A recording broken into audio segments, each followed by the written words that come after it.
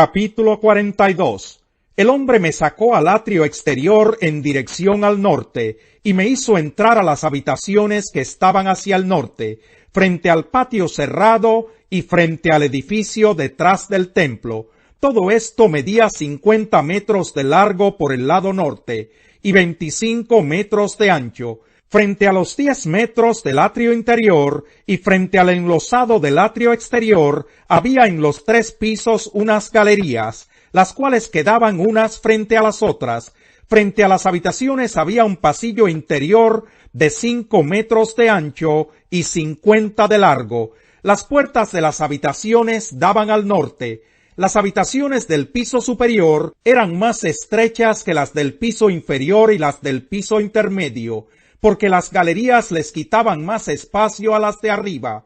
Las habitaciones en el tercer piso no tenían columnas como las habitaciones del atrio, y por eso eran más estrechas que las del piso intermedio y las del piso inferior. Había un muro exterior que corría paralelo y de frente a las habitaciones del atrio exterior, el cual medía 25 metros de largo. Las habitaciones que daban al atrio exterior medían 25 metros, mientras que las que daban al frente del templo medían 50 metros. A las habitaciones del piso inferior se entraba por el atrio exterior, es decir, por el este. Por el lado sur, a lo largo del muro del atrio, frente al patio y frente al edificio detrás del templo, había unas habitaciones. Tenían un pasillo frente a ellas, como el de las habitaciones de la parte norte. A su vez tenían la misma longitud, el mismo ancho, las mismas salidas, las mismas disposiciones y las mismas entradas. Bajo las habitaciones que daban al sur, frente al muro que daba al este, que era por donde se podía entrar a ellas, había una entrada al comienzo de cada pasillo.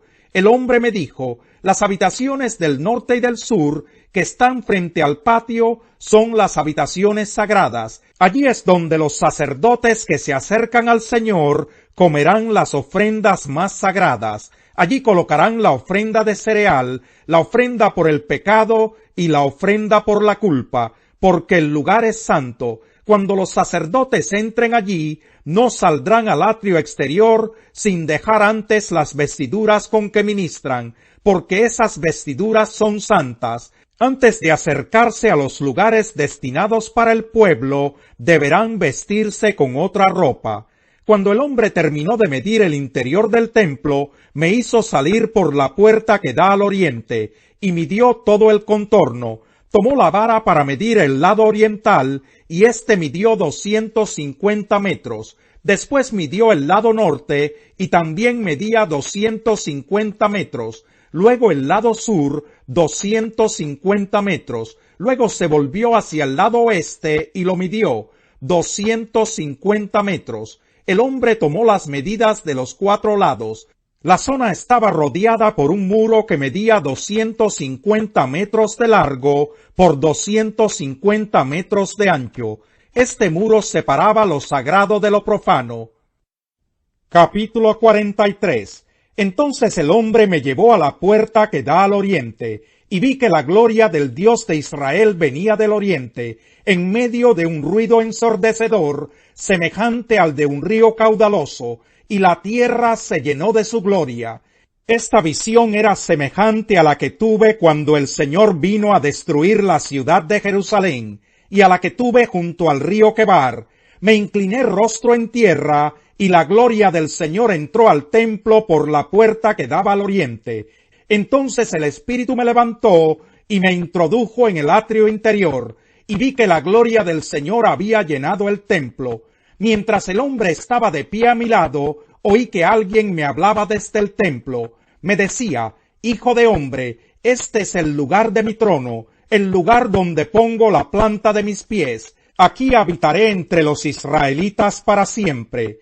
El pueblo de Israel y sus reyes no volverán a profanar mi santo nombre con sus infidelidades, ni con sus tumbas reales y sus cultos idolátricos.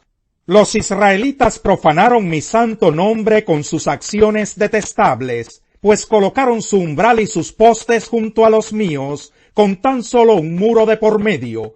Por eso en mi ira los exterminé. Que alejen ahora de mí sus infidelidades y sus tumbas reales, y yo habitaré en medio de ellos para siempre.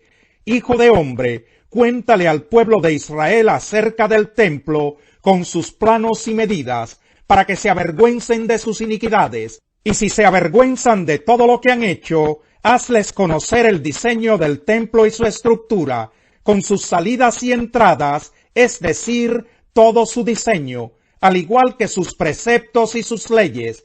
Pon todo esto por escrito ante sus ojos, para que sean fieles a todo su diseño y cumplan todos sus preceptos. Esta es la ley del templo. Todo el terreno que lo rodea sobre la cumbre del monte será un lugar santísimo. Tal es la ley del templo. Estas son las medidas del altar. Alrededor del altar había una fosa de 0,5 metro de hondo por 0,5 metro de ancho, con un reborde de 25 centímetros alrededor de toda la orilla. La altura del altar era la siguiente: desde la fosa en el suelo hasta el zócalo inferior tenía 1 metro de alto y 0,5 metro de ancho, y desde el zócalo inferior hasta el zócalo superior medía 2 metros de alto y 0,5 metro de ancho. El fogón del altar medía 2 metros, y desde allí se erguían 4 cuernos. El fogón del altar era un cuadrado perfecto de 6 metros de largo por 6 de ancho. El zócalo superior también era un cuadrado de 7 metros de largo por 7 de ancho, y alrededor de todo el altar había un reborde de 25 centímetros. La fosa alrededor del altar tenía 0,5 metro de ancho. Las gradas del altar daban al oriente.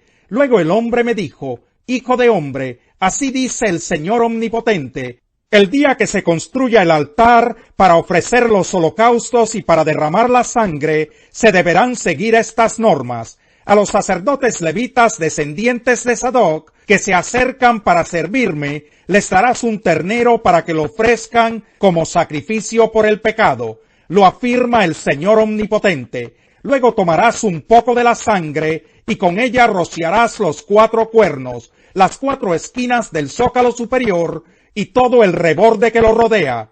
Así lo purificarás y harás expiación por él. Después tomarás el ternero del sacrificio por el pecado, y éste será quemado en el lugar señalado en el templo, fuera del santuario.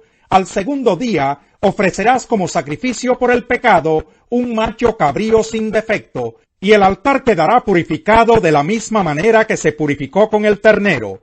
Cuando hayas terminado de purificarlo, ofrecerás un ternero y un carnero sin defecto en presencia del Señor, y los sacerdotes los rociarán con sal y los ofrecerán como holocausto al Señor. Durante 7 días ofrecerás diariamente un macho cabrío para el sacrificio por el pecado, y también un ternero y un carnero del rebaño, ambos sin defecto. Durante 7 días los sacerdotes harán la expiación por el altar y lo purificarán. De este modo quedará consagrado. Al cabo de estos 7 días y a partir del día 8, comenzarán a ofrecer sobre el altar los holocaustos y sacrificios de comunión que ustedes ofrezcan. Entonces yo los aceptaré, lo afirma el Señor. Capítulo 5. Ahora escuchen ustedes los ricos, lloren a gritos por las calamidades que se les vienen encima. Se ha podrido su riqueza y sus ropas están comidas por la polilla. Se han oxidado su oro y su plata. Ese óxido dará testimonio contra ustedes y consumirá como fuego sus cuerpos. Han amontonado riquezas, y eso que estamos en los últimos tiempos. Oigan cómo clama contra ustedes el salario no pagado a los obreros que les trabajaron sus campos. El clamor de esos trabajadores ha llegado a oídos del Señor Todopoderoso. Ustedes han llevado en este mundo una vida de lujo y de placer desenfrenado. Lo que han hecho es engordar para el día de la matanza. Han condenado y matado al justo sin que él les ofreciera resistencia. Por tanto, hermanos, tengan paciencia hasta la venida del Señor. Miren cómo espera el agricultor a que la tierra dé su precioso fruto y con qué paciencia aguarda las temporadas de lluvia. Así también ustedes, manténganse firmes y aguarden con paciencia la venida del Señor que ya se acerca. No se quejen unos de otros, hermanos, para que no sean juzgados. El juez ya está a la puerta. Hermanos, tomen como ejemplo de sufrimiento y de paciencia a los profetas que hablaron en el nombre del Señor. En verdad consideramos dichosos a los que perseveraron. Ustedes han oído hablar de la perseverancia de Job y han visto lo que al final le dio el Señor. Es que el Señor es muy compasivo y misericordioso. Sobre todo, hermanos míos, no juren ni por el cielo, ni por la tierra, ni por ninguna otra cosa. Que su sí sea sí y su no, no, para que no sean condenados. ¿Está afligido alguno entre ustedes? Que ore. ¿Está alguno de buen ánimo? Que cante alabanzas. ¿Está enfermo alguno de ustedes? Haga llamar a los ancianos de la iglesia para que oren por él y lo unjan con aceite en el nombre del Señor. La oración de fe sanará al enfermo y el Señor lo levantará. Y si ha pecado, su pecado se le perdonará. Por eso, confiésense unos a otros sus pecados y oren unos por otros, para que sean sanados. La oración del justo es poderosa y eficaz. Elías era un hombre con debilidades como las nuestras. Con fervor oró que no lloviera, y no llovió sobre la tierra durante 3 años y medio. Volvió a orar, y el cielo dio su lluvia, y la tierra produjo sus frutos. Hermanos míos, si alguno de ustedes se extravía de la verdad, y otro lo hace volver a ella, recuerden que quien hace volver a un pecador de su extravío, lo salvará de la muerte y cubrirá muchísimos pecados. Salmo 119. Dichosos los que van por caminos perfectos, los que andan conforme a la ley del Señor. Dichosos los que guardan sus estatutos y de todo corazón lo buscan. Jamás hacen nada malo, sino que siguen los caminos de Dios. Tú has establecido tus preceptos para que se cumplan fielmente.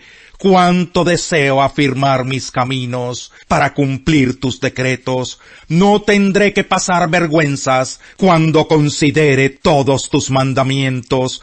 Te alabaré con integridad de corazón cuando aprenda tus justos juicios. Tus decretos cumpliré. No me abandones del todo. ¿Cómo puede el joven llevar una vida íntegra? Viviendo conforme a tu palabra. Yo te busco con todo el corazón. No dejes que me desvíe de tus mandamientos. En mi corazón atesoro tus dichos, para no pecar contra ti. Bendito seas, Señor. Enséñame tus decretos. Con mis labios he proclamado todos los juicios que has emitido. Me regocijo en el camino de tus estatutos, más que en todas las riquezas. En tus preceptos medito, y pongo mis ojos en tus sendas. En tus decretos hallo mi deleite, y jamás olvidaré tu palabra. Más vale pobre pero honrado, que rico pero perverso. El hijo entendido se sujeta a la ley. El derrochador deshonra a su padre.